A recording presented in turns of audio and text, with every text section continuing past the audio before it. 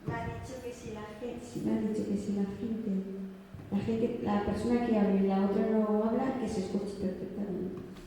Bueno, ¿hay alguna pregunta sobre lo que hemos estado hablando, sobre el asunto? Porque a veces hay malentendidos acerca de la prosperidad, la pobreza. Como hemos visto al principio. ¿Hay algo que haya quedado así un poco en el aire? La verdad es que por falta de tiempo pues no me puedo extender más, pero se puede repetir otro día, continuar, vamos. ¿Pero hay alguna duda al respecto de lo que hemos visto o de otra cosa que tenga que ver con la prosperidad y la pobreza?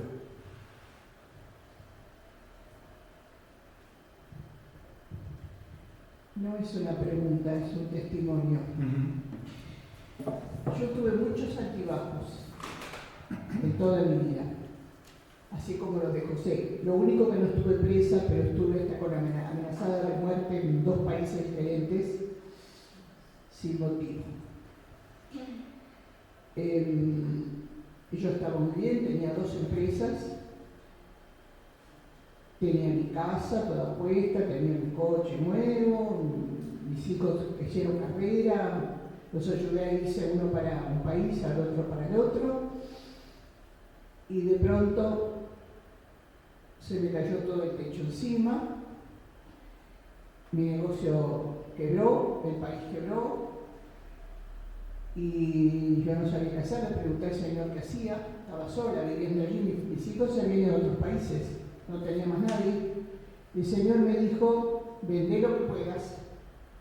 Y yo le dije: la empresa no se puede vender, lo que no podés regalarlo, viajá liviano y te saco de aquí porque tu ciclo en Uruguay se acabó. Hermano, yo perdí un excelente piso frente al mar, en el mejor lugar de Montevideo, perdí un coche nuevo, perdí empresa, perdí muebles, perdí todo. Vivo bastante modestamente, aquí compré, gracias a Dios, un pequeño estudio y tengo 45 años en el Señor y tengo un hijo pastor que se preparó en mi casa. Colaboré en eso mucho tiempo porque a él le costaba mucho.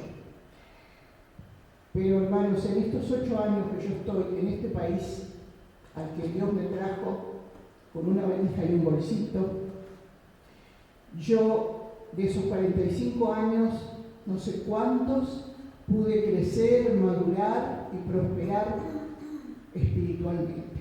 Y eso yo no lo cambio por nada de lo que tuve. No me quejé, no dije por qué. A mis 71 años tener que irme a otro continente, empezar de cero, no saber cómo, hacer papeles, etc. Pero el Señor me dijo: tu ciclo aquí se acabó y yo te llevo a otro lado y ahí te voy a usar.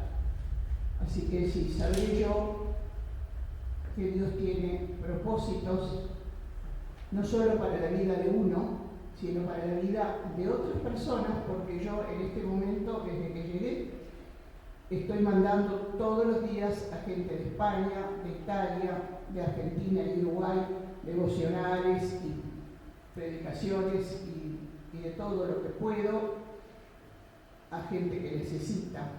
Algunos creyentes y otros a los que a 14.000 kilómetros estoy evangelizando. Así que, hermanos, ese es el testimonio. No es lo material.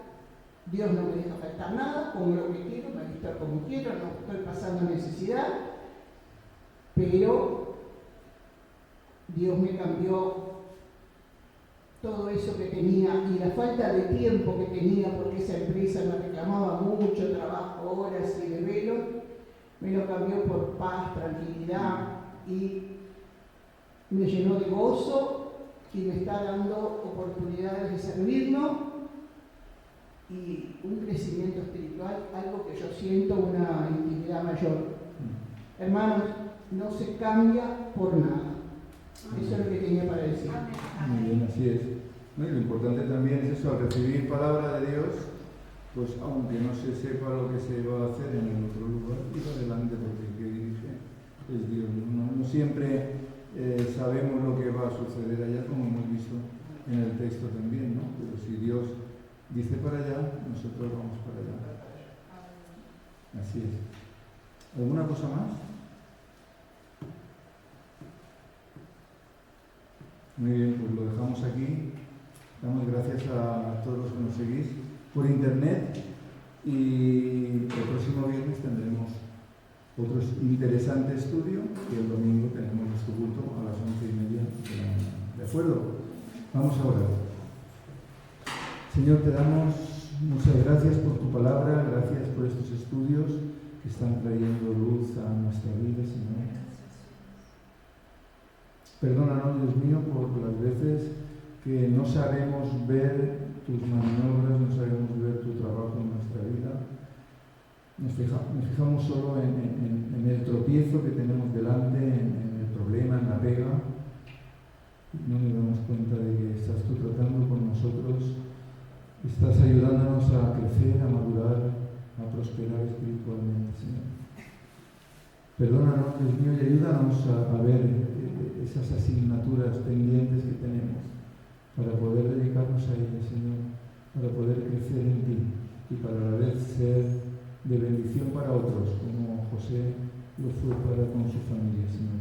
Quedamos a tu disposición para lo que tú mandes, dándote gracias por todo. En el nombre de Cristo Jesús. Amén. Amén. Amén. Amén. Dios os bendiga. Y Dios os bendiga aquí también.